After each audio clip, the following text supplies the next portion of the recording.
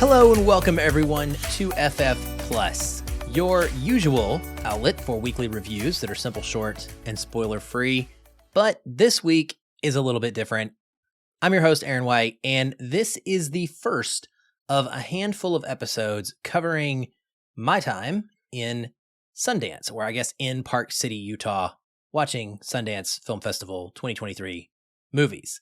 The way this is going to work is I have guests scheduled to come on to do several different episodes of 3 movies a piece.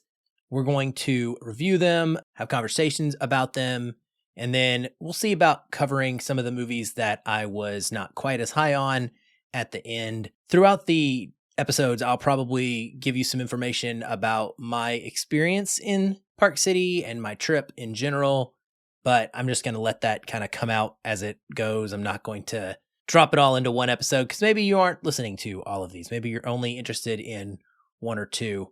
We'll see. This is going to just evolve on the fly. But for this first episode, back with me after our amazing Sundance preview episode is Taylor from Drink in the Movies. Thanks for having me back. It's been quite a long week for me, and I didn't even have to walk around on my own 2 feet anywhere. Yeah, you had a different experience than I did for sure. I was on the ground in Park City from Wednesday through a Monday. The festival started on that Thursday night. So I had a full day to really get my bearings, which I'll be honest was incredibly helpful for someone who was doing their first major film festival in person like I was. I don't know how I would have felt if I'd have rolled up in there, right when the first movie was starting. It was nice to get settled into the hostel, which was also a first experience for me, and a very good one, by the way. Met some really interesting people, and then find out what was what and how the festival flow, how the shuttles would work and such. And then was there through Monday, flew back on a Tuesday, and went back to my real job on a Wednesday, and I'm exhausted because I'm still trying to watch more movies, just as you are. We are recording this with, 3 or 4 days left of time before our movies expire completely. 3 days. 3 days. Yeah, you were mentioning this right before we started recording, that we have until about Sunday at midnight or something like that. Sunday midnight Mountain Time, which is, I think, 10:59 PST. There you go. And at that time, we will sleep very, very well and take probably a swell break. For the next year. Yeah. Well, I did want to start by just hearing a little bit about your Sundance experience this year so far. You've kind of mentioned, I think already, or alluded to, that you were at home. How has that gone for you? What's it been like? Also, other than the movies that we're going to talk about today, if you want to highlight anything that you saw, or, if you have any major lowlights you want to point out as well, just how's it been for you? Well, that's a comparative question. I'll give a little bit of background. I started attending Sundance right during the first COVID year, which I guess was 2021, which was their first year online. That went pretty dang well. The platform was kind of clunky, but it went pretty okay. Last year, the maximum resolution you could watch a movie in was 720p. Ew. It was a very bad experience. There was a lot of lag.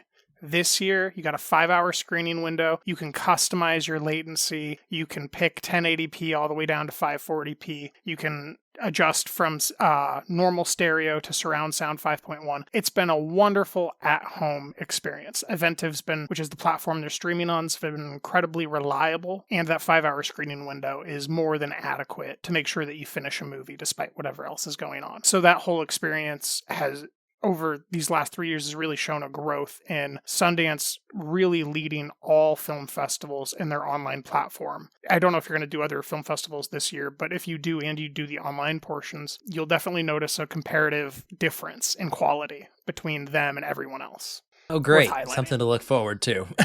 Yes. This is, or dread. They're kind of setting the industry standard here, or maybe Eventive is, really learning how to harness it, and they'll start, leasing this technology out to other festivals. As far as some films worth highlighting, though, I do think that the foreign films are this year's real highlight of the entire festival. We're going to talk about one of my favorites, so I'll avoid it. 2 at the very top of my list this year are The Eight Mountains, which won an award at Cannes, from the director of Beautiful Boy, and it's also a debut by the co-director. It's a very slow, meditative look at 2 boys becoming men and traversing life and its complications from a passive, intimate look. It's very, very beautiful, and I can't encourage people to watch it enough. And the second of which is When It Melts, which is a directorial debut by Virla Batens. She was an actress in the Broken Circle Breakdown, and this is a particularly harrowing film that depicts some abuse, but it's really personal and wonderfully characterizes the intimacy and complications of being a kid that's grappling with a lot of things at home and hormones as they're coming of age. And yeah, it's really touching. I don't want to give any more away, but those are two major highlights of the festival so far. Good picks. I have not got to When It Melts as of yet, but it is one that it's in the list. So there's quite a bit that is, I would say, competing for my minimal time. Yeah, there's not a lot of time left, but it's in that group. And I think I might have a link for it so that I can watch it after Sundance. I'm trying to acquire those now for some of these movies. Like one of my one of my most anticipated was called The Longest Goodbye, which was that one about astronauts in space and how we kind of work on their mental health. And I missed it completely, and then I missed the screening window, but I was able to get a link to it. So I'll be able to kind of come back to that one after we're done. So I'm excited about When It Melts. And then The Eight Mountains, audience listeners, you will definitely be hearing about it come here a week or so from now when one of these other episodes drops, because it was, spoiler alert, it is potentially my favorite movie of the festival. So I'm extremely high on the mountain. Yes. I'm writing my review of it today, and as I'm writing it, I kind of love it more. And it's juggling back and forth between the other film we're going to talk about today, between being my favorite. Outstanding. But for some context, total, I've seen 53 films so far. Insane. Absolutely insane. I'm going to hit probably 35 total, which for me, first year and being on the ground for over half of it, or at least half of it. Being on the ground slows you down. Content with that, yeah. But even being at home, man, I could start doing the math, even with as many of these as they're like 90 minutes long, and you've put in the work. So that's impressive. Somebody had to. Yeah. All right. Well, the flow here is I'm going to do our normal episode style. We're going to talk about the synopsis of the movie, who's in it, etc. I'm going to kind of give a quick review of it, and then I'm going to toss it to my guest and let them have their time to share their thoughts, and we'll just kind of have a conversation from there. And you're going to pronounce every name perfectly, right? Yeah, Perfect. no. And we're going to start off wrong right off the bat, because we are covering a Mexican film. So Mexican and Nahuatl. I already have to do this. I think it's Nahuatl. I'm so glad you looked that up, because I was wondering what the language was in the film. Yeah. I'm so glad that it's right there. I'm probably not pronouncing it correctly, but that's what it is. So the movie is called Heroic, and it comes from the distributor Teorema. It stars Santiago Sandoval Carbajal, Fernando Cuauhtul, Monica del Carmen, Esteban Caicedo, Carlos Gerardo Garcia, and Isabel Eudice. I'd say that's perfect pronunciation, and there's no challenges permitted. Thank you. I appreciate your support. It is, like many of the films at Sundance, written and directed by the same person, that being David Zonana. The runtime is 88 minutes, and it is in the languages of Spanish and Nahuatl. What's it about?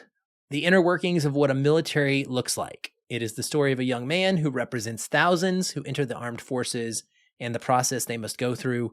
They enter out of necessity for lack of opportunities, and there they find social security, but at a cost that is mostly psychological. All right, or this is it? Or is it? Yes. We'll get to that for sure. So this is a hardcore Mexican boot camp drama set at the ironically named Heroic Military College, which is built upon Aztec architecture in the mountains. The setting lends itself to some beautiful cinematography and use of iconography that is quite interesting when considering the main character's indigenous heritage. His name is Luis. He is played by Santiago Sandoval Carbajal. He enrolls in the college somewhat reluctantly in the hopes of becoming an officer so that he can support his family. His father had served as well, and so he does have a history of service in the military in his like family lineage, which is a very common thing. Unfortunately, what he finds is a terrifyingly mean leader named Sergeant Sierra, who encourages over-the-top hazing and the embarrassment of young cadets largely for his pleasure. As someone who spent a lot of time in the American military, much of what we see at first is actually on par with the kind of experience that I had in both boot camp and during a special process called Chief Petty Officer Initiation.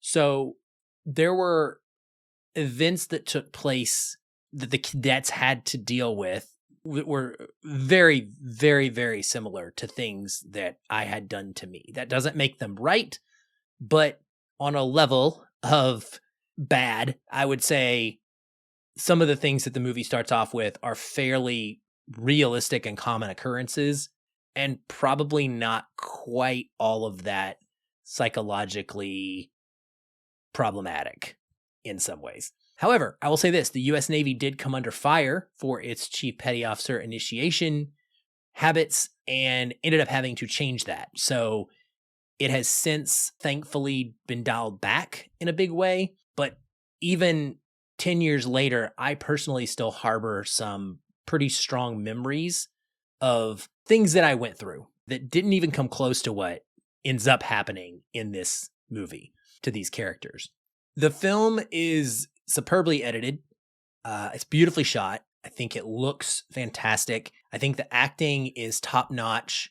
There is a lot of nuanced performance here, and I really gravitate towards that kind of work where it's not all about just being loud or spouting off really, really well-written dialogue in big monologues, but there is facial expression and body language that has to do some heavy lifting, and I was really impressed with that. And I also really love that the director wisely does not have a musical score until I think it's like the last couple minutes of this movie. There's just nothing. And that's something that I've noticed in several Sundance films. Now, I've also seen the exact opposite, somewhat to a detriment at times, but there's something really immersive about a movie that does not try to urge your emotions on and can still be that emotionally effective and really get in your and under your skin. The movie does painfully capture hazing, and I think the challenges of what it takes to try and stop that cycle. If you tattle or you try to leave, as we see, you're considered weak, and you may first face further, worse punishment. If you go along with the hazing, does it blacken your soul? Does it change who you are? The one tricky part for me about this movie is that it does feature a truly evil, sadist, kind of criminal character, and he and some of his compatriots are much worse than the normal military hazing experience. And so it's all exaggerated into this very much worst case scenario. And it's still a harrowing look. If you don't mind me chiming in, we actually talked about this when you brought it up in your most anticipated, and how there's in the Mexican military, there is the issue of the cartels. And there is the issue of organized crime dominating the country. And so while I agree that it's the characterization of that main really sadistic character does kind of add this level of, I don't know if I can believe this. That is something that is actually, at least metaphorically, an issue for the Mexican military of how are we handling gangsters that are cartel members coming into the military, assuming positions of power, using the military arms and power to go commit crimes, control, achieve power, support cartel activities. So I do think that angle to it actually enlivens it more for me and makes it even more accurate rather than removing it. But I can see going the other way with it. Well, I'm definitely not necessarily considering it like a negative to the story. I'm just wanting to point out that it is, okay, let me put context. American audience. member, me, right? I'm watching this, and you're absolutely right. So I would imagine for a Mexican audience watching this, they're going to definitely pick up on that. And it may not feel nearly as exaggerated because it may feel more like a lived-in experience that they're used to, right? That corruption is everywhere. Whereas for us, I think it's important I should clarify, and it's a good thing you brought that up, because I'm saying don't one for one compare what you see in the movie Heroic with the American military. And I've seen some, folks kind of try to do that in their reviews. And so that's what I was intending to call out. I see. So yeah, I'm glad you brought that up so we could specify. But yeah, I mean, it's a harrowing look at this toxic military culture that it does have a cost on the psyche of young men. And this movie, when the screen goes dark, it leaves you questioning whether or not a character's actions were heroic or not. And then, you and I immediately, or I guess you watched it before me, I immediately messaged you about it. To me, that is a sign of a really, really strong film. When I want to talk about it, I want to find out what other people thought. It left me with questions. It was somewhat ambiguous, and I've thought about it a lot since it ended. So, big fan. And I'll give you, so where do you, I mean, I know you love it. How do you feel about it? I mean, we're talking about it and it's making me feel more strongly about it. I'm pushing the 8 Mountains back down. I'm saying Heroic's my boy. Just to finish the thought, there's I forget the name of the current cartel taking over, but there's a current cartel taking over because of a power structure vacuum in the Sinaloa cartel. And the Sinaloa cartel, all cartels are bad, whatever that means. But they viewed it as, you want everyone to be on your side, and you don't want to hurt the old lady, you don't want to hurt the baby. You want everyone to support you because then it's easier to get away with everything. And that's what El Chapo was in charge of that cartel. And now he's gone and his son is gone. And so the Sinaloa cartel is dissolving and a more violent cartel is taking over. So for me, it has a couple more layers of like a moral play to it even, which I find very exciting. And you talked about how the score doesn't really come in until near the end. And to me, that plays directly into that psychological thing that we were talking about does the movie end when the credits roll, or did it end at a point before that? And there's so many layers to peel back and really look at within this moral play. And it also, like Cassandro, another Mexican film at the festival, is examining this machismo culture from Mexico that isn't the same machismo style that we have in America. There's 2 different styles of culture here, in the way that it examines it, in the way that it puts him squarely at the responsibility of taking care of his mother, and that he's willing to take on some of these abuses in order to try to provide for the women in his life, is a very interesting dialectic that the film chooses to have, not just through him, but through another character who enlisted under false pretense but has a child, and he wasn't supposed to be able to join with a child. There's just so many unique little wrinkles in the film. And then on top of everything you already talked about, the cinematography, I forget the name of the individual, but they did Hala as well, and Flower. They've got a great ability to not only shoot these great depth of field shots outside, but they use sunlight in a way that a lot of cinematographers find a hard time doing. And that when we're outside, it feels more cinematic than when we're inside. And normally that's the opposite for other films. And there's, you mentioned the iconography, and there's ways that they shoot these structures at, you said it's at the Heroic military base in Mexico. Is that what the name of it is? Yeah, it's not, I don't think it's real. I'm pretty sure it's just made up name. Oh, okay. But I mean, I haven't Googled that though. I mean, real, maybe it's right? It feels like the Aztec architecture is real. I don't know if it's actually a military college. Yeah. Okay, that makes more sense. But the way that she would shoot, so there's one shot that I just screamed print on because I want a copy. He's looking somewhere, and behind him are the stone heads, and just this wonderfully splayed arrangement, and all those little pieces of the cinematography build up this complexity that he's roiling within his head about who he is, what this is making him, and if it's worth doing. And those are my favorite types of stories in some way, because those are the stories of humanity, of life, of, what am I doing here? Am I doing the right thing? How is doing this thing that might not be good going to change me so that I can take care of the people I love. These are all things that I really love in storytelling, and I think are just pulled off flawlessly here. Yeah, I have very little to say negative about it at all. And it is a film that I'm hopefully going to see again. It has not been picked up for any sort of worldwide distribution yet. Unfortunately, I've been tracking it. So I'm Makes no hoping sense. that It's incredible. something happens. Yeah. Yeah. The only reason I could see behind that is if it just hasn't been seen enough. Like if people, I mean, Yeah. it's a possibility.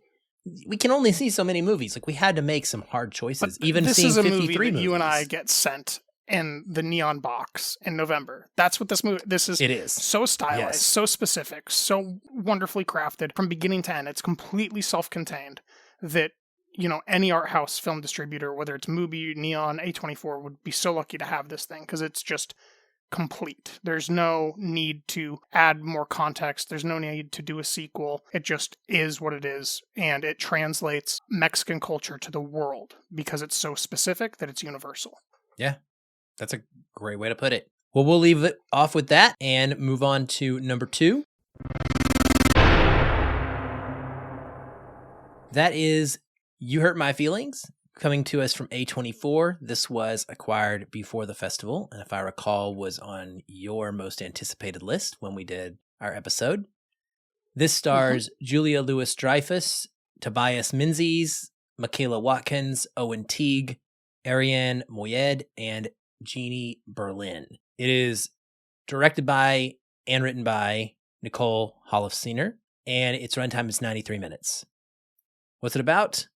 Beth is a New York novelist in an unbelievably happy marriage to Don, who loves her and supports her in every way. But one day, she overhears him admitting that he hasn't liked her writing in years, and the revelation threatens to undo all that's good in their lives. Now, Nicole Holofcener's latest is a slight family dramedy without much of a plot. Seriously, like nothing happens in this movie. It is just dad going to work and having his therapy sessions. He's not in therapy, although maybe he is, but he's the one providing the therapy. They're some of the most fun scenes in the entire movie. I'll save that for Taylor to mention specifically a couple that he talks to frequently. It's one of the best gags that there is. And then the mom, Beth, who is a teacher. She is a writing professor. So she's going back and forth. She goes to her classes. She assists her elderly mom. And she is trying to get her new fiction book published. And then it has some peripheral family members that show up here and there. Beth's sister-in-law and her husband, who is an actor, struggling actor, I would say. And then Beth and Dawn's son, who is an aspiring writer as well and works at a marijuana store. So it actually takes almost half of the runtime before the main event is listed in the movie's synopsis occurs. And it doesn't really change the commentary that has already been taking place, because from the jump in this movie, we see this theme of you hurt my feelings. And it's just a constantly pervasive idea. And that's a big point that the movie is making, is that it's not confined to this one specific situation. And I found that interesting. So the big turning point, kind of as mentioned, occurs when Beth, that's Julia Louis-Dreyfus, secretly overhears Dawn, played by her husband, Tobias Menzies. He's excellent, by the way. I absolutely love him in this role. I think he's just fantastic. He confides to her brother-in-law, or his brother-in-law, that he does not actually enjoy her writing, and that's despite showing her the support and telling her he thinks it's great. Very common thing to happen in relationships. This is the conflict. It takes us to the film's end, but all the characters have some combination of experience with one another where this is taking place. Someone is telling someone something that is different from what they actually feel and believe in order to spare feelings. I found this script to be bitingly funny, and I think it wonderfully pokes at the reasons that we lie to spare the feelings of others. And I think it encourages reflection. At least it did for me. Of all the movies that I've seen at Sundance, I have thought about this as much as any film because it genuinely has made me confront the way I interact with people going forward. And I think that is really powerful. The entire cast is excellent, so I don't think it had to be deeper than it is, but it does have that resonance to it with that actionable life lesson kind of attached. I don't usually go for comedies at all, but maybe I have found my style of comedy because I laughed out loud nonstop during this, and I found it to be just completely charming, completely breezy, and it's the kind of movie that, unlike the majority of these Sundance films, Taylor, I can actually recommend this to practically everyone I know. And all of and that their mom was, yeah, and their mom. And all of that was wrapped up by one of my most incredible moments at the fest that I've just got to share. During the Q&A, Julia Louis-Dreyfus, Tobias Menzies, Nicole, they're up on the stage, right? And this is at the world premiere. It's one of the films that I got to see the first time that it ever played. So they go through the audience, they're calling on people, yada, yada, yada. The first thing that was really cool is Nicole has been at Sundance multiple times. And so she was like, listen, I want to go do this old school style. Can we just go sit on the stage? And Julia wouldn't do it. So they didn't end up sitting on the stage. But it was really cool to see Nicole being down to earth. I mean, she was felt like one of the most approachable celebrities that I saw at Sundance. She's a and real then person, later, and that's why her screenplays are real people. That's a great way to put it. She actually asked for the lights to come up because they usually have the audience lights dimmed. And she was like, can you please just turn on the lights for me because I want to see the audience. Thought that was really cool. Anyway, after a few questions, they say, okay, you sir, right there, blah, blah, blah, in the hat. And somebody stands up and Julia Louis-Dreyfus goes, oh my God, it's Michael. And I kid you not, Michael J. Fox was just in the audience watching this movie and had stood up. And so it was kind of heartbreaking because, you know, if you're not aware, he has Parkinson's disease and he was struggling mightily to hold the microphone and to express his thoughts. And then he threw it at someone and said, I meant to do that, right? No, he did not.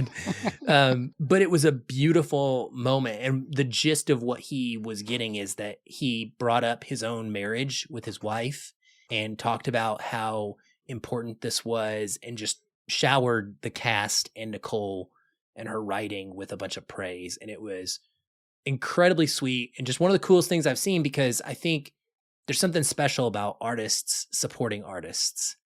And you could tell that this was a genuine thing for him. This was not staged. This was not, forced. This was just a guy who really resonated with the movie wanting to say something, and he also happens to be famous. And it was really a neat moment that I will never be able to watch this movie and not remember that happening to me as well. That's awesome. Yeah, the thing about Nicole Holofcener directed films is that you could replace her direction pretty easily with anyone.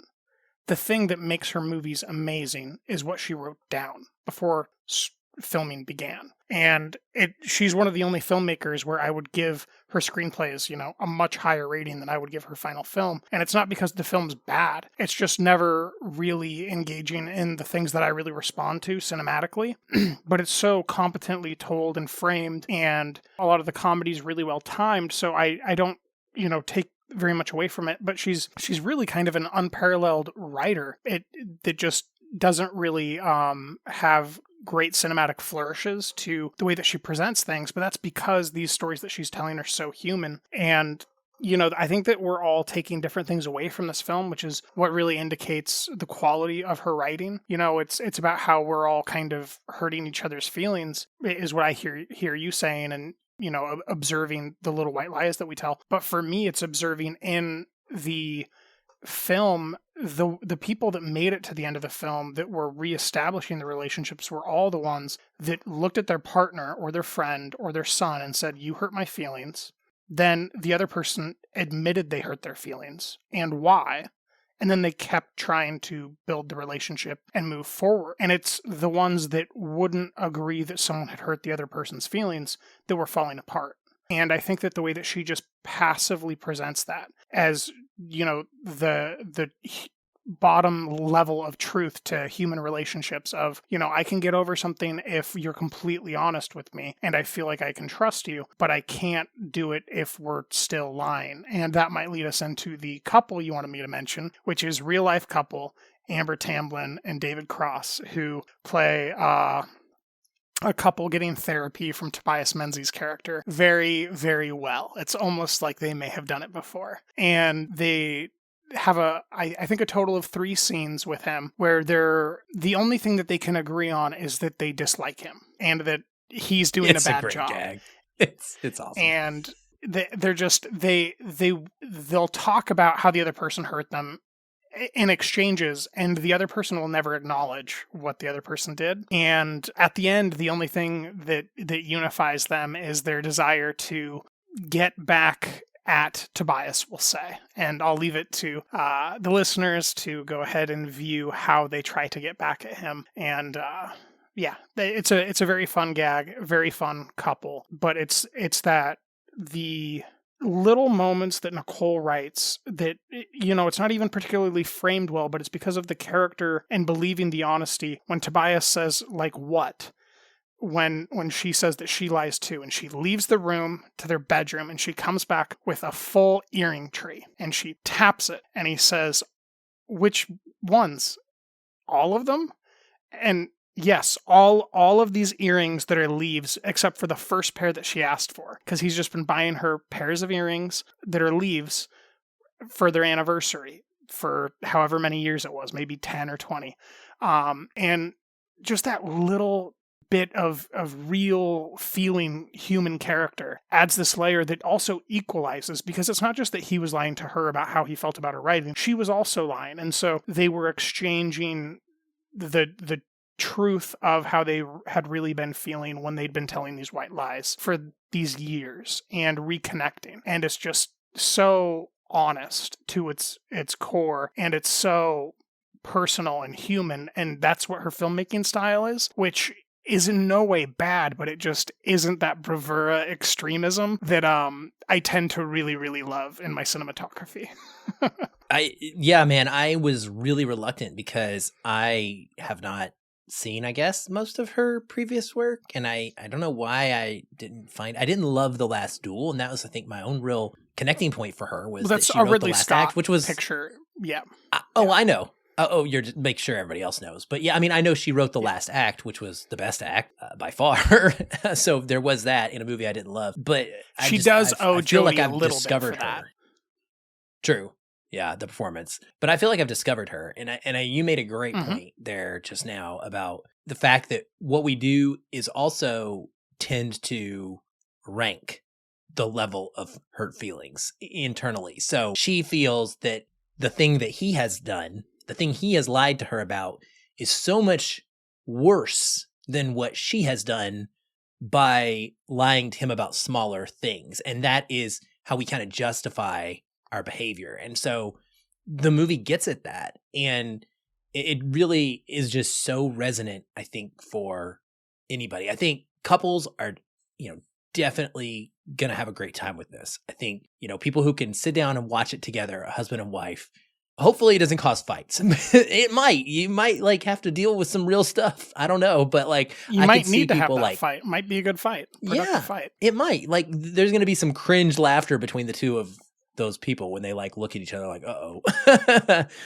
But also just the relationship with their son. I think it's really interestingly presented, in a way that they want the best for him, like any parent. These are good people. That's one thing I liked about this movie is everybody in this movie is a good person. There's no underlying darkness and just, I don't know. We always have characters that have to be a little edgy.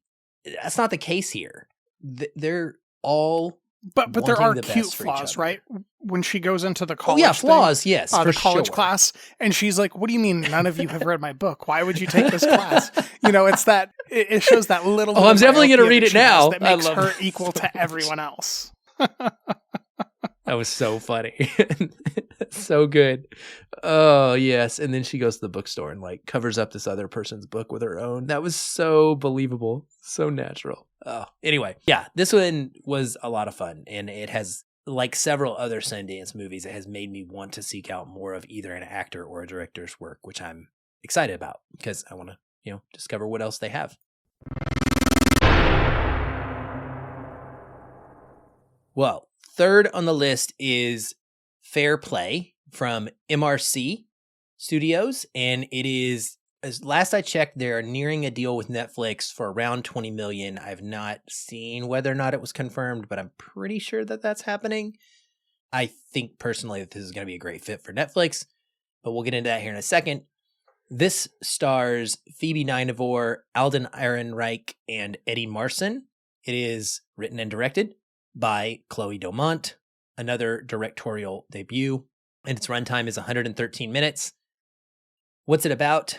An unexpected promotion in a cutthroat hedge fund pushes a young couple's relationship to the brink, threatening to unravel not only their recent engagement, but their lives. Listen, it is all hot sex in the bathroom until your lover/coworker gets that promotion you wanted.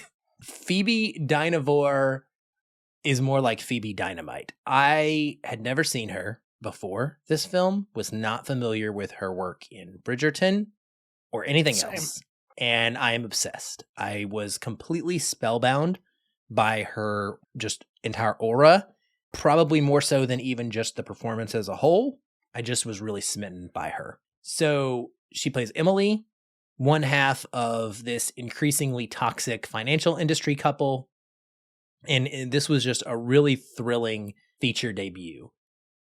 Emily's partner, Luke, who is played by Alden Ehrenreich, he sort of presents as what I would say is like a budget Leonardo DiCaprio or Michael Douglas. How dare you? In this role. How dare you? And he initially seems very supportive and even proud of her when she gets this promotion. But as her status rises and his begins to come into question, a very fragile male ego emerges. Ehrenreich I found to be a wonderful match for Dynevor's powerful screen presence. She owns every inch of the screen that she's in. And I think that he uses his charming smile very well as a mask for the seething jealousy that is clearly growing within him. And what begins as the subtle signs of someone who is merely frustrated with being passed over slowly boils into this depiction of a completely unhinged animal who simply cannot accept not getting what he wants. This is a very slickly shot piece of cinema that has strong tension throughout. It's a biting examination of power and gender dynamics in the workplace and in relationships, and it sheds a bright light on the kind of abusive behavior that, personally, I think making large sums of money tends to excuse it a lot of times. I've heard people compare this to the erotic thrillers of the 90s. I mean, I just compared it to Michael Douglas, so I guess I'm doing the same thing. But it's honestly far more psychosexual than it is erotic. Like, you're not going to get really, really hot and steamy sex scenes. In fact, a couple of the hottest sex scenes in this end up with a little bit of a gag that make them much less hot, in my opinion. It's full of kind of sharply comedic moments that breaks the tension down just a little bit. But I loved the ramp up of emotions during the climax as these two characters are just barreling head first towards an inevitable confrontation. And I was happy to see that laughing at assholes who deserve to get their comeuppance never gets old. I thought it was a complete blast. I was riveted throughout. Maybe a little bit long. Eddie Marsan, the other actor of note in this, plays the owner, CEO of this hedge fund company. And oh man, I thought he was really fantastic as well. He's just very driven and very completely to the point, as you would expect people in this industry to be. If you've seen Wolf of Wall Street, there's sort of that same kind of vibe going on in this office with the people that work there. And it's also or if run you've seen in that Industry, it's Industry. Yeah. So did she write on that? So I know that Chloe Domont, I want to say she wrote on that or Succession or something. She had some experience. I I don't know. I didn't do my research on her writing side before that. It's just when I I will look was it up. watching this, I got Okay. a little bit. I want to watch that. I want to see yeah. industry. I've heard good things. Okay, well, If you liked I this, you'll think like industry. you might have a little bit of different feelings on this one than me. So I'm going to look that up while you Very share what you strongly think. different.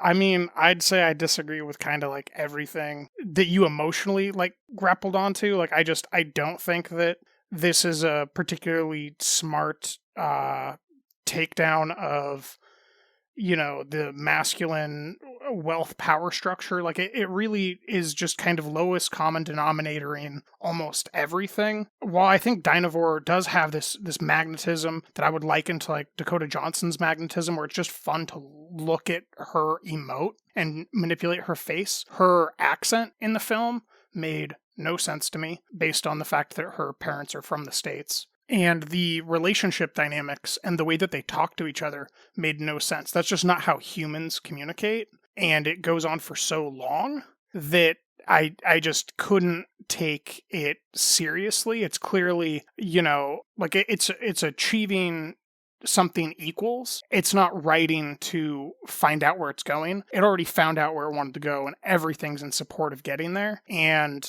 I think that there's a little bit of room for pushback on maybe Ehrenreich's character being completely at fault. I think that there's an interesting wrinkle that the film doesn't even engage with, where he tells her the play. She makes the play. The play makes a ton of money. She gets the check. Never talks about it. Right? Like, it's just, we see him see it, and that's all that happens. There's so many of these little things that instead of like building the undercurrent of this psychological interest piece, it's just like, okay, so you're doing this because you need to plug in that value here so that you can get to this point, and that point ends up being really inconsequential. Like, basically nothing happens at all. Like, if you took the beginning of the movie and the end of the movie and you removed the middle and you just had her do what she does at the end, you wouldn't really be missing anything of consequence. It's just, I think of that film with Sydney Sweeney and Will something from Pokemon Detective that came out last summer on Amazon, and it's a lot more psychosexually steamy. I love the movie. It's Voyeur. Gosh, what's it called? Yes. Is it called Voyeur? I think it's called Voyeur or Voyeurs. something like that. But it's Voyeurs. Yeah, Voyeurs. I've watched it multiple times. I'm a big fan, and it's it's much more a little. Yeah, actually, probably is. So yes. Yeah. Okay, yeah, and it does, and it has something interesting. Like, it goes in a little bit of a wacky direction, but in an interesting way. So I do understand what this you're goes in a coming from wacky direction, but not in an interesting way, right? And it's so restrained. Like, the cinematography is so restrained and dull. Like, when you're in an office environment, it is difficult to do things. That's why we look at that Mark Ruffalo movie from 2019, 2020, Dark Winds or something, where he shoots it in an office. And it's Dark Waters. And the indoor office cinematography was just incredible. So, like, you can do it. I get that it's a directorial debut, but you're trying to say something in this film so much that you're not just letting the characters breathe. And my short review on Letterboxd is literally just like, a single episode of Industry just accomplishes more than this. It provides more context to characters. Right at the end, I know that we're not giving away spoilers, but it's basically just like, nothing is explained at all about a certain character's changes throughout the film, even though we never saw what he was really like to begin with. There's an unending layer of turtles that I could just look at the shells of and tell you, this is a problem.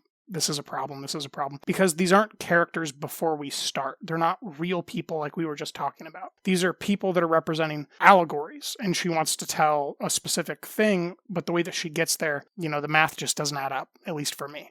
I don't have a ton of critique or notes for what you're saying. I think you're not wrong necessarily. I personally just have so much fun watching it that I'm able, I guess, to not care as much about some of those things. And that's one place that we're just different in a lot of ways when it comes to watching certain movies, or most movies, I should say. But so I enjoyed it, even though I would definitely agree with you. And you could, when you start bringing up certain other movies, I could be like, oh yeah, that's better because it's deeper, because it actually has richer characters. This is certainly surface level stuff. It's just fun surface level. And that's part of why I thought it probably went on a little too long, is because the more surface level something is, the length you feel it heavier and heavier and heavier. Oh, it could be fun maybe at 80 minutes. It's possible that I would feel very differently, but it ends up feeling like it's just part of this content churn thing, which makes Netflix make perfect sense. You know, it's going to go there and it's going to do very well because people are going to think that they can turn it on and do the dishes, and they can. Yeah. No, I think you're right. I looked it up. She was a primary writer on multiple seasons of Ballers, which is where I was trying to remember Ballers. And she also directed some episodes of both that and Billions. And so I think so if you want to watch something good style, from Chloe DeMont, watch Ballers or Billions, because both are great. Billions, yeah. Yeah, I like both as well. And they both have that same slickness to them that she tries to bring to this as well. And sort of, you know, like sharpness to the outfits and the way that everything is structured within the office. And I don't know, it's fun. It's fine. I think that some people are going to have a lot more fun with it than probably you did, simply because I hope so. It is more of a turn your brain off old school kind of thriller in a lot of ways. But I will be honest and admit that as much as enjoyment as I had while watching it in the moment, it is not a movie I've thought about comparatively to much of the rest of my Sundance experience. It has not lingered for me, but it is one that I would absolutely throw on in the background again if I was doing some writing or something. So I don't dishes, know. Right? I guess there's or dish. Well, my TV is not viewable from my That's perfect. Sink, that so makes it perfect. Mute it and turn it on.